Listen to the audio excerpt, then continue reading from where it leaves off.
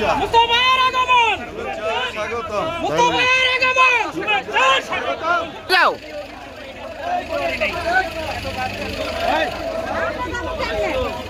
মুস্তফার আগমন লালবাইয়ের পক্ষ থেকে লাল গোলাপ শুভেচ্ছা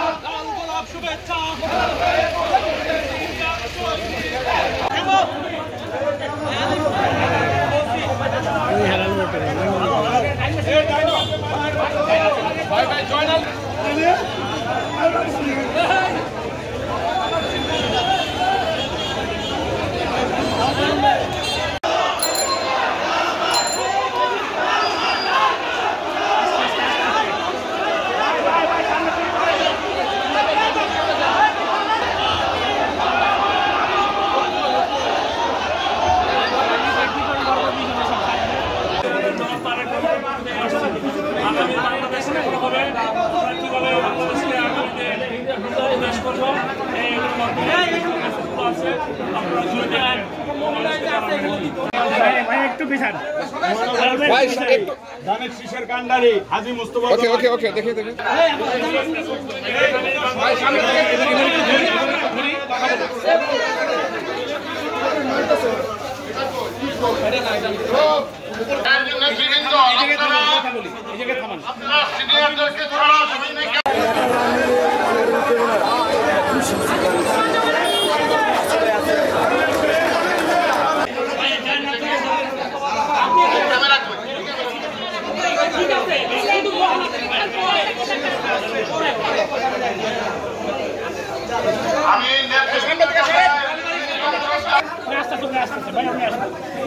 শিশের কান্ডারি হাজী মুস্তফা জামান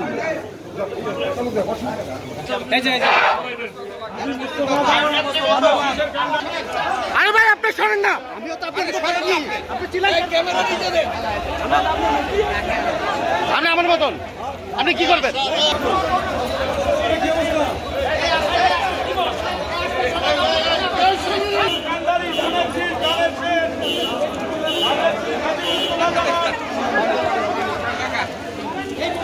আপনি ঠিকই বলেছেন, কতিপয় দল সংস্কার করে পাগল হয়ে গেছে, কিন্তু আজ থেকে 2 বছর আগে 13ই জুলাই 2023 তারিখে আমার নেতা ভারপ্রাপ্ত চেয়ারম্যান জনাব তারেক রহমান এই বাংলাদেশের রাষ্ট্র কাঠামো মেরামতের যে সংস্কারের ব্যবস্থা উনি সর্বপ্রথম করেছিল।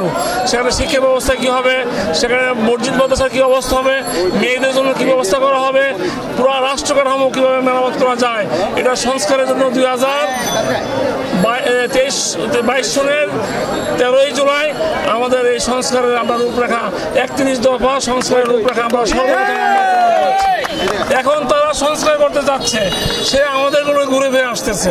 আমাদের ভারপ্রাপ্ত চেয়ারম্যান জনাব তারেক রহমান দেখেছে বাংলাদেশের মানুষের জন্য কি প্রয়োজন, সেইভাবে আমরা 31টা দফা আমরা প্রণয়ন করেছি, সেইটা আমরা কাগজে লিখেছি।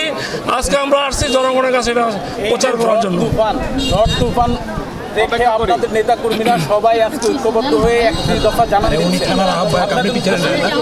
আমাদের মূল উদ্দেশ্য হচ্ছে আমাদের এই লিফলেট আমাদের 31 দফা আমার ভারপ্রাপ্ত চেয়ারম্যান যেটা প্রমাণ করেছে, আমরা ঝড় বৃষ্টি উপেক্ষা করেও আমার নেতার নির্দেশ বাস্তবায়ন করার জন্য আমরা 31 দফার ফর্মগুলো প্রতিটা ঘরে ঘরে আমরা পৌঁছে দিতে চাই।